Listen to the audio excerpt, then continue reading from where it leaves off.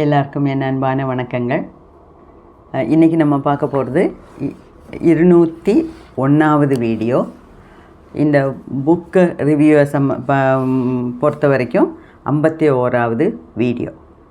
இதில் 16வது அத்தியாயத்தோட கடைசி பகுதியை நம்ம பார்க்க போகிறோம். இதுலேயும் நிறைய விஷயங்கள் சொல்லியிருக்காரு. அதாவது இந்த 16வது அத்தியாயமே என்ன தலைப்பில் தொடங்கினார்?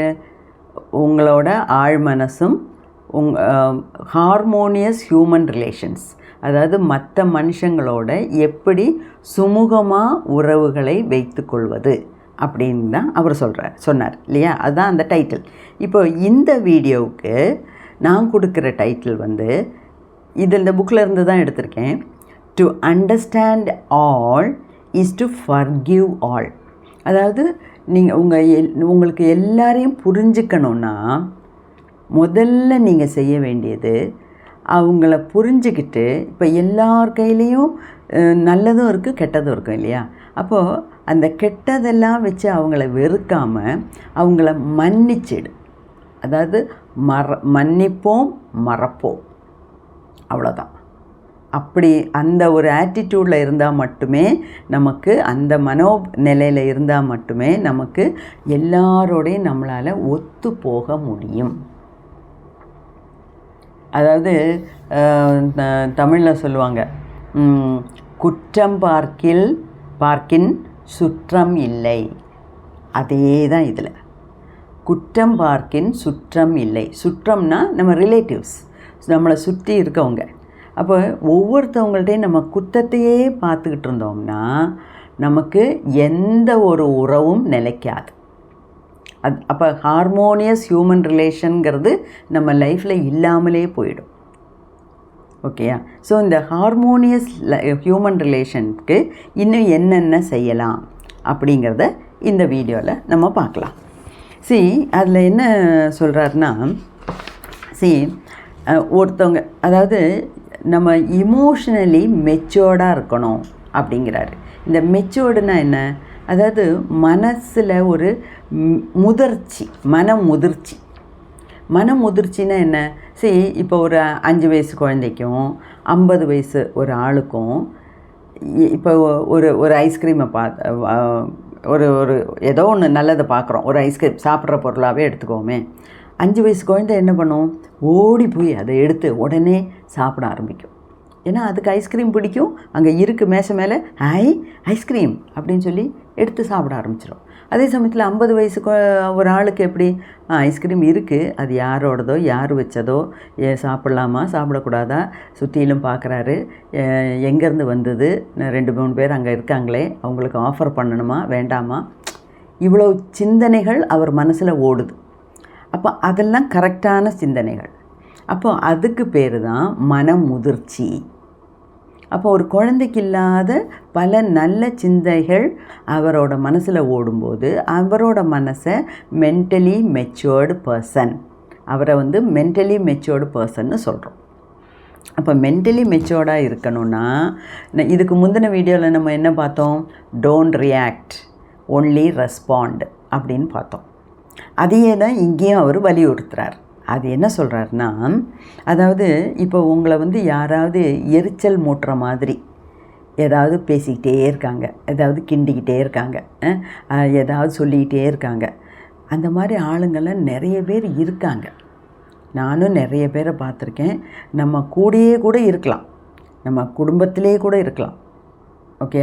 இப்போது எனக்கு தெரிஞ்ச என்னோடய ஃப்ரெண்டு, அவங்க ஹஸ்பண்டு சதா சர்வகாலமும் இந்த மாதிரி நச்சரிச்சுக்கிட்டே இருப்பார். நீ அதை பண்ணலை, இதை பண்ணலை, அங்கே போனியா, இங்கே போனியா, அதை பண்ணே, சதா சர்வகாலமும் நச்சரிச்சுக்கிட்டே இருப்பார். அதில் அவருக்கு ஒரு சந்தோஷம். அப்போ இவளால் தாங்க முடியல, ரொம்ப வருத்தப்பட்டு ஒரு சைக்காலஜிஸ்டில் போய் பார்த்தா. அப்போ அவங்க என்ன சொன்னாங்கன்னா, நீ அவர் சொல்கிறதுக்கு எல்லாம் நீ பதில் சொல்லிகிட்டு இருக்காத, அதனால தான் உங்களுக்குள்ளே பெரிய பெரிய சண்டையெல்லாம் வருது. மௌனமாக மௌனமாக இருக்க பழகிக்கோ, அமைதியாக இருக்க பழகிக்கோ. மௌனம் கலக நாஸ்தி அப்படின்னு அந்த சைக்காலஜிஸ்ட்டு நிறைய அட்வைஸ் எல்லாம் பண்ணியிருக்காங்க. அப்போ இவங்க ஆனால் இந்த என்னோடய ஃப்ரெண்டு மௌனம் கலக நாஸ்திங்கிறத நல்லா கெட்டியாக பிடிச்சிக்கிட்டாங்க. ஓகே, மௌனம் கலக நாஸ்தி. அப்போ எங்களுக்குள்ளே கலகம் வர்றதுக்கு காரணம் அவர் சும்மா போட்டு அடிக்கிறாரு, நோண்டிகிட்டே இருக்கார், என்னை குத்தி குத்தி பேசுகிறாரு, கமெண்ட் அடிக்கிறாரு, அவருக்கு அதில் ஒரு சந்தோஷம் கிடைக்கிது, அதையே திருப்பி திருப்பி பண்ணுறாரு.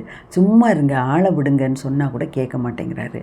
அப்போ நம்ம இனிமேல் அமைதியாக தான் இருக்கணும். ஏன்னா ஒவ்வொன்றும் சொல்லும்போதும் எதிர்த்து பேசும்போது தானே நமக்குள்ளே சண்டை வருது. சரி, அமைதியாக இருக்கலாம். மௌனம் கலகநாஸ்தி, மௌனம் கலகநாஸ்தி அப்படின்னு இவ சொல்லிக்கிட்டே இருக்கிறான். ஆனால் அதை பாருங்கள், இவ எவ்வளவுக்கு எவ்வளோ மௌனத்துக்குள்ளே இருக்க பார்க்குறாளோ அவ்வளவுக்கும் அந்த ஹஸ்பண்டுக்கு எரிச்சல் வருது. அதாவது நிறைய பேர் இப்படியெல்லாம் இருக்காங்கங்க. அவன் எவ்வளோ சொல்லி என்கிட்ட எழுதியிருக்கா தெரியுமா? அதாவது ஏதாவது ஒன்றுனா ஒன்று சொல்லி சொல்லி சொல்லி சொல்லி பக்கத்தில் இருக்கும்போதெல்லாம் அரிச்சு, நீ அதை பண்ணலை, நீ இதை பண்ணலை, நீ அன்னைக்கு இப்படி பேசின, நீ இன்னைக்கு இப்படி பேசின, அப்படி எத்தையாவது குத்த சொல்லிக்கிட்டே இருக்க வேண்டியது. இல்லைங்க, நான் அப்படி பேசலை, அதை நான் அப்படி நினைக்கல, ஏதாவது இவளுக்கு உண்டான ஆன்சர், ஏதாவது விடைகள். இல்லைங்க, நான் அப்படியெல்லாம் சொல்லலை, இப்படி தான் சொன்னேன், இல்லை நீ அப்படி தான் சொன்னேன், எதையோ சொல்லிக்கிட்டே இருக்க. அப்போ நிறைய தடவை கன்வின்ஸ் பண்ண பார்த்துருக்காரு. பார்க்கும்போதெல்லாம் அவர் கன்வின்ஸ் ஆக மாட்டேங்கிறாரு. அவர் இந்த ஜென்மத்தில் கன்வின்ஸ் ஆக மாட்டார். அந்த மாதிரி மனோநிலை உள்ள வாழ்க்கப்பட்டாச்சு. என்ன பண்ண முடியும்? போகிற அதுக்கு தான் அவளால் தாங்க முடியலன்னு தான் போய் சைக்காலஜிஸ்ட்டை பார்த்துருக்கேன். அந்த கலகம் நாஸ்தின்னு சொன்னது, மௌனம் கலக நாஸ்தின்னு சொன்னதுக்கப்புறம் இவன் மௌனமாக இருக்க பார்க்குறாள்ல, அதுவும் அவருக்கு பிடிக்க மாட்டேங்குது. அப்போது ஒருத்தி என்ன தான் பண்ண முடியும்? அப்போது இதில் எந்த விதத்தில் ஹார்மோனியஸ் ஹியூமன் ரிலேஷன்ஸு நடக்கும் அப்படின்னு நீங்கள் நினைக்கிறீங்க? அப்போது இதெல்லாம் நம்மளை சுற்றி இருக்கவங்க எல்லாத்துக்கும் இந்த மாதிரி மனோரோகம்னா மனசு நல்லதாக இல்லை.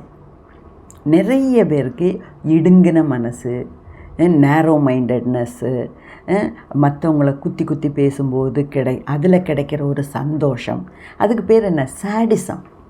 வேறு ஒன்றும் இல்லை. அந்த மாதிரியெல்லாம் எத்தனையோ பேர் இருக்காங்க. ஓகே, அப்போது அவங்களுக்கெல்லாம் இவங்கெல்லாம் மென்டலி இம்மெச்சுவர். இதுக்கு முந்தின வீடியோவில் நம்ம பார்த்தோம்ல, ஒரு லேடி போய் ஒரு ஹஸ்பண்டை பற்றி கம்ப்ளைண்ட் பண்ணும்போது என்னத்துக்கு கம்ப்ளைண்ட் பண்ணாங்க?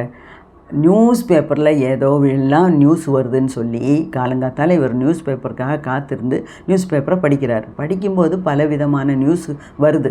அந்த நியூஸ் பேப்பரில் இருக்க பலவிதமான செய்திகளை படிச்சுட்டு இவருக்கு ஏதாவது ஒரு செய்தி அன்னைக்கு எடுத்துட்டு அவன் செஞ்சது சரியில்லை, அவன் அப்படி தான் பண்ணான், அவன் எப்படி எழுதலாம் இந்த மாதிரி, அப்படி இப்படின்னு குய்யோ முறியோன்னு சத்தம் போட வேண்டியது. வீட்டில் ஒரே கலாட்டா.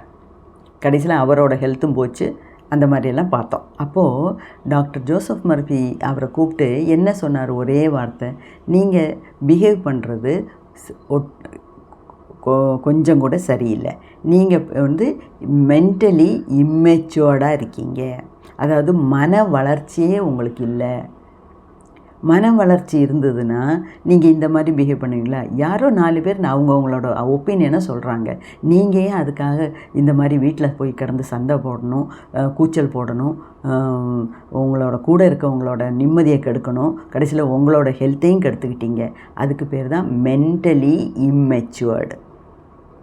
அப்போது இவர் இந்த பேராகிராஃபில் என்ன சொல்கிறாருன்னா, பிகமிங் இமோஷ்னலி மென்டலி மெச்சுவர்டுனா அந்த வயசுக்கேற்ற மன வளர்ச்சி இருக்கணும்.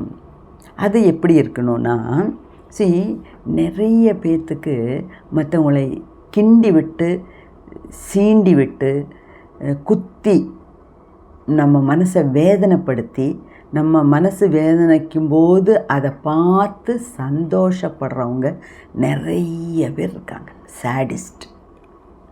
ஓகே, அப்போது அவங்க நமக்கு நிறைய விமர்சனங்கள் நம்மளை பற்றி வைக்கிறாங்க, சொல்கிறாங்க. நீ நடக்கிறது சரியில்லை, நீ நிற்கிறது சரியில்லை, நீ இன்றைக்கி சமைச்சது சரியில்லை, நீ எங்கள் அம்மாவை பார்த்துக்கலை, எங்கள் அப்பாவிட்ட பேசுனது சரியில்லை, மரியாதையாக நடந்துக்கலை, ஒன்று மாற்றி ஏதோ விமர்சனங்கள் நம்மளை பற்றி செஞ்சுக்கிட்டே இருக்காங்க. அப்போது ஒரு ஆள், அது யாரோ இருக்கட்டும், ஒருத்தர் வந்து நம்மளை பற்றி எதிர்மறையான ஒரு விமர்சனத்தை சொல்கிறாங்கன்னா நம்மளை பற்றி உடனே அதுக்கு ரியாக்ட் பண்ணாமல் அமைதியாக ரெஸ்பாண்ட் பண்ண கற்றுக்கணும். இப்போ ஒருத்தவங்க நம்மள்ட்ட நெகட்டிவாக நம்மளை பற்றி குத்தம் சொல்கிற மாதிரி வர்றாங்க, குத்தம் சொல்கிறாங்கன்னு வச்சுக்கலாம். 4 ஸ்டேஜில் 4 கட்டமாக இந்த விஷயங்கள் நடக்குது. என்ன நடக்குது?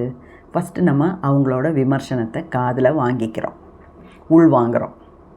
2வது, நம்மளையே கோபப்படுற மாதிரி வச்சுக்கிறோம். ஓகேயா? 3வது, அவங்களுக்கு எதிராக என்னவாது பேசணும், அதுக்கு டபுளாக பேசி அவங்க மனசை நோகடிக்கணும், இல்லைன்னா அதுக்கு கரெக்ட் ஒரு ஃபிட்டிங் ரிப்ளை கொடுக்கணும் அப்படின்னு நம்ம டிசைட் பண்ணுறோம். 4வது, ஃபிட்டிங் ரிப்ளை கொடுக்குறோம். அது ஓரலாக கொடுக்கலாம், அடித்து பண்ணலாம், இல்லைன்னா அங்கேருந்து எந்திரிக்கலாம், இல்லைன்னா கையில் கிடச்சதை தூக்கி எறியலாம். ஒவ்வொருத்தவங்க ஒவ்வொரு டைமில் ஒவ்வொரு மாதிரி நம்ம பிஹேவ் பண்ணுறோம் இல்லையா? அப்போது இந்த 4 ஸ்டேஜ்லேயும் அகப்படாமல், எதிர்மறையாக நம்மளை பற்றி ஏதோ ஒரு குத்தம் சொல்கிறாங்க நம்மளை பற்றி, ஓகே அப்படியா, சரி பார்க்கலாம், அதோடு விட்டுறணும். இந்த நிறைய பொதுவாக சொல்லுவாங்களே, இந்த காதில் வாங்கி இந்த காதில் விடுன்னு. இந்த காதில் வாங்கி இந்த காதில் விட வேண்டாம். ஏன்னா இது வந்து மூளை வழியாக போகுது. அப்போ அது நம்ம சப்கான்ஷியஸ் மைண்டுக்குள்ளே போகுதுன்னு அர்த்தம். ஸோ இந்த காதில் வாங்கி இங்கேயே விட்டுடணும். ஓகே, இந்த காதில் வாங்கி இந்த காதில் விடாமல் இந்த காதில் வாங்கி இங்கேருந்தே தூக்கி போட்டுறணும்.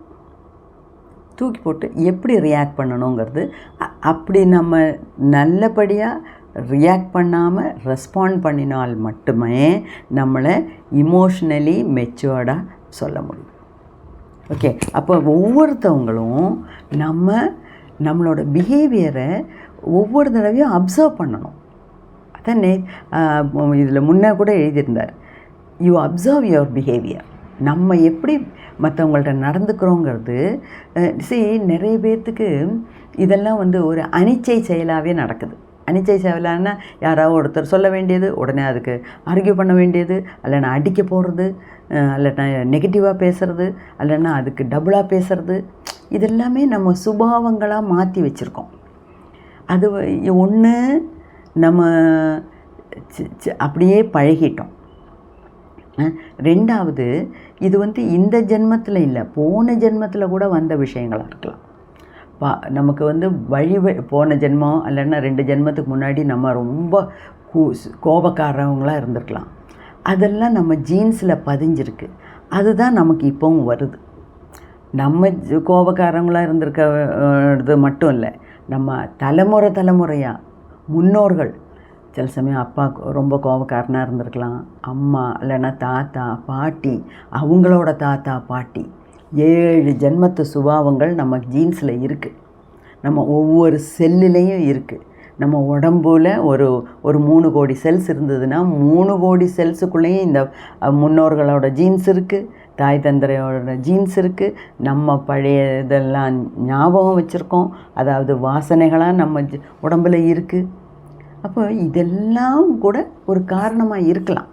ஆனால் இவ்வளோ தூரம் நம்ம படித்து தெரிஞ்சதுக்கப்புறம் அதையெல்லாம் நம்ம நிவர்த்தி பண்ண பார்க்கணும். அப்போ தான் நமக்கு நம்மளோட சுற்றி இருக்கவங்களோட ஒத்து போக முடியும். ஒவ்வொருத்தவங்களுக்கு நம்மளை சுற்றி இருக்கவங்க மனுஷங்களை பார்த்திங்கன்னா ஒவ்வொருத்தவங்களுக்கு ஒவ்வொரு விதமான சுபாவங்கள், குணங்கள். அது மட்டும் இல்லை, ஒரே குணமாக இருந்தால் பரவாயில்ல, நிமிஷத்துக்கு நிமிஷம் குணம் மாறுது. சிலவங்கள்ட்டெல்லாம் அவங்க எப்படி பேசுவாங்க, எப்படி ரியாக்ட் பண்ணுவாங்கன்னே நம்மளால் கெஸ் பண்ணவே முடியாது. அவ்வளோ தூரம் அன்பிரெடிக்டபிள்பாங்க. அந்த மாதிரி ஆளுங்கள்லாம் இருக்காங்க இல்லையா? அப்போது அவங்களுக்கெல்லாம் நம்ம எப்படி மற்றவங்க நம்மளை பற்றி குத்தம் சொல்கிறாங்க, விமர்சனம் பண்ணுறாங்க, நம்மளை பற்றி நெகட்டிவாக கமெண்ட் அடிக்கிறாங்க, என்ன காசிப் பண்ணுறாங்க அப்படின்னு சொல்லும்போது நம்ம அதிலிருந்தெல்லாம் நாசூக்காக விலகி இருக்க தெரியணும்.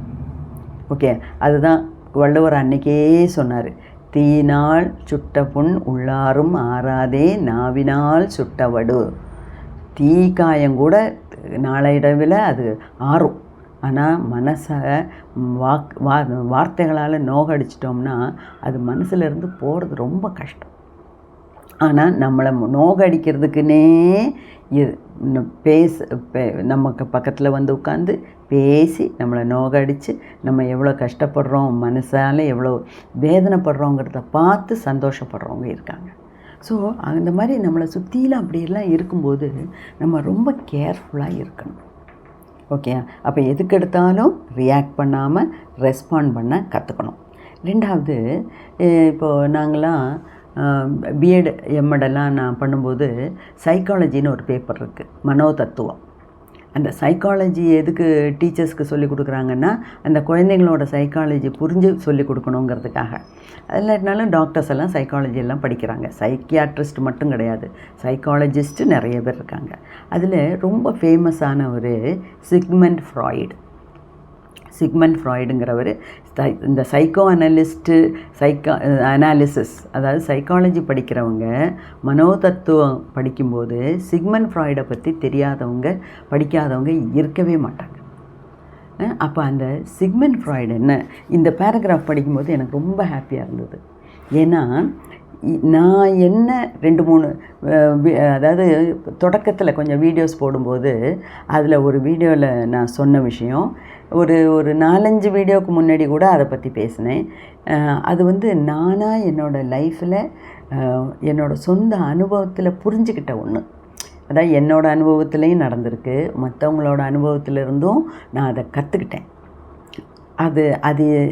அது நான் சொல்லியிருக்கேன். அது என்னென்னு இப்போ சொல்கிறேன். இப்போ இதில் என்னென்னா ஒரு சின்ன பேராகிராஃப் தான். அதில் வந்து சிக்மண்ட் ஃப்ராய்டு நான் என்ன என்னோடய வீடியோவில் சொன்னேனோ அதையே சொல்கிறார். அதை வேணாலும் படித்து காமிக்கிறேன். அதாவது நான் என்ன சொல்லியிருக்கேன், அதாவது இதுக்கு முந்தின வீடியோஸ், இதை 15வது சாப்டரில் உங்கள் ஆழ்மனசும் இந்த ஹஸ்பண்ட் அண்ட் ஒய்ஃப் ரிலேஷன்ஷிப்பு அப்படின்னு சொல்லி நம்ம படித்தோம். டைவர்ஸ் எப்படி ஆகுது, அதை எப்படி அவாய்ட் பண்ணலாம் அப்படின்னு நிறைய விஷயங்கள் சொல்லியிருக்காரு இல்லையா? அப்போவே நான் சொன்னேன், எந்த ஒரு உறவானாலும் சரி, more so with husband and wife. ஏன்னா அது ரொம்ப ஒரு இன்டிமேட் ரிலேஷன்ஷிப்பு. அதில் வந்து நமக்கு ஒத்து போகாத ஒரு வாழ்க்கை துணை நமக்கு கிடச்சிருச்சுன்னா அது மாதிரி நரகம் வேறு எதுவுமே இல்லை. ஓகே, அப்போது அந்த மாதிரி இல்லாமல் இருக்கணும், நல்லபடியாக வாழணுன்னா அவங்களுக்குள்ளே என்ன வேணும்? எந்த ஒரு உறவானாலும் சரி, 2 பேர்த்துக்குள்ளே உள்ள உறவு நல்லபடியாக போகணுன்னா அதுக்கு என்ன வேணும்? லவ். ஆனால் அந்த லவ்வுங்கிறது நான் சொல்லியிருக்கேன், லவ்வை விட பெரிய முக்கியமான ஒன்று வேணும். அதுதான் ரெஸ்பெக்ட். ரெஸ்பெக்ட்னா மரியாதை. அப்போ அதையும் நான் விளக்கியிருக்கேன். மரியாதைன்னா இப்போ ஒய்ஃப் ஆஃபீஸ்லேருந்து வரும்போது ஹஸ்பண்ட் எழுந்திரிச்சு சல்யூட் பண்ணணும், இல்லைன்னா ஹஸ்பண்ட் ஆஃபீஸ்லேருந்து வரும்போது, இல்லைன்னா காலைங்காத்தால தூங்கி எழுந்திரிக்கும் போது சல்யூட் பண்ணணும். அந்த மரியாதை கிடையாது. அவங்களோட உணர்வுக்கு கொடுக்குற மரியாதை, உணர்வுக்கு கொடுக்குற மரியாதை, அதுதான் முக்கியம். அது இருந்ததுன்னா அன்பு தானாக வரும். அவங்கள பற்றின மதிப்பு நமக்கு தானாக கூடும். ஓகே, அப்போது அதையே இப்போது சிக்மண்ட் ஃப்ராய்டு சொல்கிறார். Sigmund Freud said that unless the personality has love, it sickens and dies. அதாவது ஒரு பர்சனாலிட்டின்னா என்ன? ஒரு மனுஷனுக்கு உண்டான குணங்கள். அப்போ அந்த ஒருத்தனுக்கு மெயினாக வேணுங்கிறது லவ். லவ்னா அன்பு. அந்த மனசுலேருந்து மற்றவங்க மேலே ஒரு அன்பு வேணும். அதில் பாருங்கள், அந்த அன்பு இல்லாட்டினா அந்த பர்சனாலிட்டிங்கிறது அந்த ஆள் வந்து சுயமாகவே என்ன தன்னையே இழந்துடுறான், தன்னையே இழந்து இல்லாமல் போயிடுவான் அப்படின்னு சொல்கிறாரு. It sickens and dies. இல்லாட்டினா லவ் இல்லாட்டினா அந்த personality it sickens and dies அப்படிங்கிறாரு. அப்போது இதில் அடுத்தது தான் எனக்கு பிடிச்சது. இது கரெக்டு, சொன்னது ரொம்ப கரெக்டு. அடுத்தது நான் சொன்னதையே இப்போ தானே நான் இந்த புக்கில் இதை படிக்கிறேன். நான் படிக்கும்போது சிக்மண்ட் ஃப்ராய்டு சொன்னது வேறு, அதெல்லாம் வேறு. இப்போ இந்த லைனு பரவாயில்லையே, நம்மளோட வீடியோவில் நம்ம என்ன சொன்னோமோ அதே இங்கே இருக்கேங்கும்போது ஒரு சந்தோஷம். அதை உங்களோட ஷேர் பண்ணிக்கிறேன். You see, love includes, love வேணுங்கிறார்ல, லவ்னா என்னன்னு சொல்கிறார். லவ் இன்க்ளூட்ஸ் அண்டர்ஸ்டாண்டிங், ஒரு புரிதல். குட்வில், குட்வில்னா என்ன, அவங்கள பற்றின நல்ல ஒரு அபிப்பிராயம். And respect for the divinity in the other person. அப்பாடா, இது தாங்க நானும் இவ்வளோ நாளாக சொல்லிகிட்ருக்கேன்.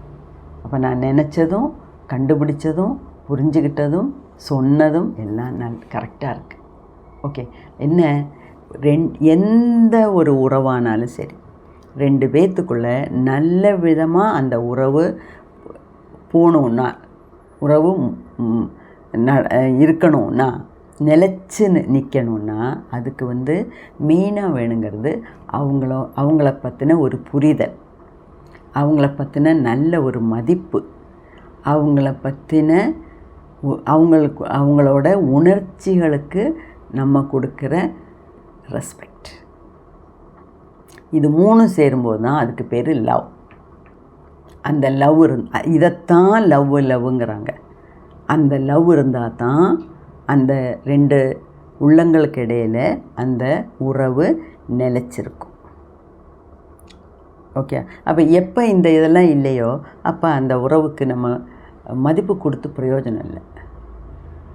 மதிப்பு கொடுத்து அதை நல்லபடியாக மேலே கொண்டு போகணும், இன்னும் அதை வளர்த்துட்டே போகணுன்னு நினைக்கிறதுல அர்த்தமே இல்லை. It's a waste. ஓகே. ரெண்டாவது இந்த குறுகிய மனசு உள்ளவங்க நிறைய பேர், குறுகிய மனப்பான்மை, மற்றவங்கள நோகடித்து அதில் அவங்க படுற வேதனையை பார்த்து சந்தோஷப்படுறவங்க, அவங்களையெல்லாம் என்ன சொல்கிறாங்க, how to handle difficult people. இந்த மாதிரி ஆளுங்கள்லாம் டிஃபிகல்ட் பீப்புள்னால் என்ன, மால் கண்டிஷன்னா நெகட்டிவாக கண்டிஷன் ஆகிருக்காங்க. ஓகே, அவங்களுக்கெல்லாம் தே ஆர் சிக் சைக்கலாஜிக்கலி, மானசீகமாக அவங்கெல்லாம் சிக் பீப்புள். வெளியே பார்க்க ஹெல்த்தியாக இருக்காங்க, டிப்டாப்பாக ட்ரெஸ் பண்ணிக்கிறாங்க, நிறைய படிச்சிருக்காங்க, அப்படி இருக்காங்க இப்படி இருக்காங்க, தூம்னு இருக்காங்க. ஆனால் உள்ளுக்குள்ளே பார்த்திங்கன்னா மனசில் ரொம்ப நேரோ மைண்டட்னஸ், சேடிசம், அந்த மாதிரியெல்லாம் இருக்கவங்க நிறைய பேர் இருக்காங்க. அப்போ அவங்களையெல்லாம் நம்ம எப்படி ஹேண்டில் பண்ணுறது, ரொம்ப கஷ்டம், ரொம்ப ரொம்ப கஷ்டம். அப்போ அவங்களுக்கெல்லாம் நம்ம ஒரே வழி என்ன, to understand all is to forgive all. அதாவது மன்னிப்போம் மறப்போம். இந்த மாதிரி ஆளுங்களையெல்லாம் நம்மளால் என்ன பண்ண முடியும், அவங்கள திருத்தவே முடியாது. அதுவும் நான் நிறைய தடவை சொல்லியிருக்கேன். ஒவ்வொரு மனுஷனும் நோ தை செல்ஃப். கிரைஸ்ட் சொன்னார், நோ தை செல்ஃப். உன்னை பற்றி தெரிஞ்சுக்கோ. அப்போ தான் உன்னோட ப்ளஸ் பாயிண்ட்டு மைனஸ் பாயிண்ட்டு தெரியும். ப்ளஸ் பாயிண்ட்டை வளர்த்துக்கோ, மைனஸ் பாயிண்ட்டை மாற்றிக்கோ. இப்போ இந்த நோ தை செல்ஃப் அவனவனை பற்றி அவனவனுக்கு தெரியாமல் போகும்போது தான் இந்த மாதிரி நம்மளோட நெகட்டிவிட்டி எல்லாத்தையும் வளர்த்துக்கிட்டே வரும். ஓகே, அப்போது இந்த மாதிரி ஆளுங்களை நம்மளால் திருத்தவே முடியாது. அவங்க போகிற போக்கில் விட வேண்டியது தான். ஏன்னா நம்மளாலெல்லாம் இவங்களாம் அட்வைஸ் கேட்கவே மாட்டாங்க. அட்வைஸ் சொன்னால் நம்மளை பிடிக்காமல் போயிடும், அதுக்கும் நம்மள்கிட்ட சண்டை தான் போடுவாங்க. ஸோ அவங்களெல்லாம் என்ன பண்ண முடியும், மன்னிச்சிடணும். மானசீகமாக மன்னிச்சிடணும். அவனுக்கு தெரிஞ்சது அவ்வளோதான். அது ஒன்றும் பண்ண முடியாது. இப்போ இப்போ இப்போ கையில் ஒரு பெரிய புண்ணு வந்துருச்சுன்னா, ஒரு கேன்சர் வந்துருச்சு ஒரு இடத்துல, அந்த பாகத்தை கூட வெட்டிட்டு நம்ம வாழலாம். ஆனால் இந்த மாதிரி ஆளுங்களை நம்மளால் லைஃப் லாங் கொண்டு போகணும், இந்த உறவுகளை கொண்டு போய் தான் ஆகணுங்கும்போது நம்மளால் ஒன்றும் பண்ண முடியாது. அப்போது மேலே மேலே அவங்க மேலே குத்தம் சொல்லி சண்டை போட்டு ஆர்கியூ பண்ணி எல்லாம் பண்ணுறத விட மனசளவில் நம்ம அவங்கள மன்னிச்சிடணும். அவங்களுக்கு தெரிஞ்சது இந்த ஜென்மத்தில் இவ்வளோ தான், அவங்களோட சோல் டெவலப்மெண்ட்டு இவ்வளோ தான், மென்டல் மெச்சூரிட்டி இவ்வளோ தான் அப்படின்னு அவங்கள நினச்சி அவங்கள தரக்குறைவாக பேச வேண்டாம், தரக்குறைவாக பார்க்க வேண்டாம். அது மனசிலிருந்து அவங்கள மன்னிச்சிட்டோன்னு வச்சுக்கோங்களேன், பிரச்சனையே இல்லை. இந்த ஜென்மம் இப்படி தான், அவ்வளோதான், அவங்க அப்படி தான் இருக்க போகிறாங்க, நான் இப்படி தான் இருக்க போகிறேன் அப்படிங்கிற ஒரு முடிவுக்கு வந்துட்டோம்னா அப்புறம் பிரச்சனை கிடையாது. ஸோ நம்மளால் முடிஞ்ச வரைக்கும் மற்றவங்களுக்கு எனக்குள்ளே இருக்க இதே ஆத்மா தான் அவங்களுக்குள்ளேயும் இருக்குது அப்படிங்கிற ஒரு புரிதல், வாழ்க்கை பாடத்தை பற்றின ஒரு புரிதல், அதெல்லாம் இருந்ததுன்னு வச்சுக்கோங்களேன், நம்மளால் மற்றவங்கள அட்ஜஸ்ட் பண்ணி ஒரு விதம் அந்த உறவுகளை நல்ல விதத்தில் கொண்டு போக முடியும். Okay. So love every one, understand every one, அவங்கள பற்றின நல்ல குணங்களை எல்லாம் அவங்கள பற்றி நல்ல ஒரு அபிப்பிராயம், அவங்களுக்காக பிரார்த்தனை பண்ணுறது, இதெல்லாம் தான் நம்மளால் செய்ய முடியும். அதுக்கு ஒரு சின்ன உதாரணம் சொல்கிறாரு. ஒரு ஆக்டர், ஒரு ஆள் பெரிய ஆக்டர் ஆகணும்னு ஆசைப்பட்டார். ஆனால் ஃபஸ்ட்டு டைம் மேடையில் நடிக்கும்போதே சரியாக வரலன்னா அந்த ஸ்கிரிப்டும் சரியாக வரல, சரியாக எழுதலை, இவர் நடித்ததும் சரியாகலை. அந்த ஆடியன்ஸு, அந்த ஆடிட்டோரியத்தில் இருந்த ஆடியன்ஸ் எல்லாருமே இவரை ரொம்ப கேலி பண்ணாங்க. அதோடு கூடி இவருக்கு ஒரு மாதிரி ஆகிப்போச்சு. வெறுத்துட்டு ஸ்டேஜிலேருந்து கீழே இறங்கிட்டார். அதுக்கப்புறம் இது ஒன்றும் சரியில்லைன்னு சொல்லி வேற ஒரு கடையில் போய் வேலைக்கு சேர்ந்தார் 1 வருஷம். அப்போது ஒரு நாள் இவரோட ஃப்ரெண்டு இவரை கூப்பிட்றாரு, ஏடு வா, இந்த நியூயார்க்கில் அந்த ஒரு ஃபேமஸ் டவுன் ஹால், அங்கெல்லாம் அடிக்கடி இந்த பிரசங்கங்கள்லாம் பண்ணுவாங்க. அப்படி பெரிய ஒரு ஆள் பேச போகிறாரு, அதை நம்ம போய் கேட்கலாமா அப்படின்னு.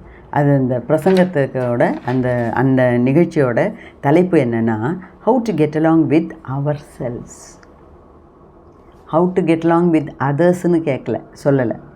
அதோட அந்த அன்னைக்கு பேச போகிற பேச்சோட topic how to get along with அதர்ஸ்னு சொல்லலை. How to get along with ourselves. உன்னோட நீ எப்படி ஒத்து போகிற. ஏன்னா ஃபஸ்ட்டு நம்மளால் ஒத்து போக முடிஞ்சதுன்னா மற்றவங்க எல்லாரோடையும் ஒத்து போக முடியும். இந்த செல்ஃபில் கான்ஃப்ளிக்ட், ரொம்ப வித்தியாசமான எண்ணங்கள் வரும்போது தான் நம்ம மற்றவங்களோடையும் அந்த மாதிரி பழகணும். ஓகே. ஸோ அந்த மாதிரி அந்த பேச்சை கேட்டதுக்கப்புறம் இந்த ஆளுக்கு மனசு மாறிடுச்சு. இவர் என்ன பண்ண ஆரம்பிச்சிட்டாரு, நான் திருப்பி நடிக்க போகிறேன், ஆனால் நடிக்கிறதுக்கு முந்தின நாளே இவர் என்ன பண்ணுவார், பிரார்த்தனை பண்ணுவார். பிரார்த்தனை பண்ணுறதுன்னா இந்த சப்கான்ஷியஸ் லெவலில் ப்ரே பண்ணுறார். என்னோடய ட்ராமா பார்க்குறதுக்காக ஒரு 1000 பேர் வருவாங்க, அந்த 1000 பேரும் நல்லா இருக்கட்டும். I sent love to all. அவங்க எல்லாரையும் நான் விரும்புகிறேன், அவங்களுக்கெல்லாம் நான் அன்பு செலுத்துகிறேன், அவங்க எல்லோரும் நல்லா இருக்கணும்னு வாழ்த்துறேன். அந்த மாதிரி நிறைய தடவை சொல்லிவிட்டு படுத்து தூங்கிடுவார். அடுத்த நாள் போவார், ஸ்டேஜில் நடிக்கிறாரு, பயங்கரமான கைதட்டல். அப்போது எந்த மாதிரி ஆளுங்களையும் நம்மளால் அவங்களுக்காக பிரார்த்தனை, சப்கான்ஷியஸ் லெவலில் ஆழ் மனசில் அவங்களுக்காக பிரார்த்தனை பண்ணி நல்லது நினச்சி பண்ணினோம்னா நமக்கு பாசிட்டிவ் ரிசல்ட் வருது. அதுலேயும் சிலவங்க இருக்காங்க, நீ என்ன தான் பண்ணு நான் மாற மாட்டேன், நான் இப்படி தான் இருப்பேன் அப்படின்னு சொல்கிறவங்களும் இருக்காங்க. ஏன்னா நான் அந்த மாதிரி ஆளுங்களையும் பார்த்துருக்கேன். அவங்களையெல்லாம் நம்மளால் ஒன்றும் பண்ண முடியாது. அவங்களுக்கு தான் என்ன ட்ரீட்மெண்ட்டு, நம்ம அவங்களுக்காக பிரார்த்தனை பண்ணலாம், ஃபர்கிவ், அவங்கள மறக்கணும், மன்னிக்கணும், மறக்கணும். ஃபர்கிவ் அண்ட் ஃபர்கெட், அதுதான் அதுக்கு உண்டான வழி. ஓகேயா? ஸோ இதெல்லாம் தான் அவர் சொல்லி இதை சாப்டரை முடிக்கிறாரு. ரொம்ப ரொம்ப நல்ல ஹெவியான ஒரு டாபிக் அப்படின்னு நான் நினைக்கிறேன்.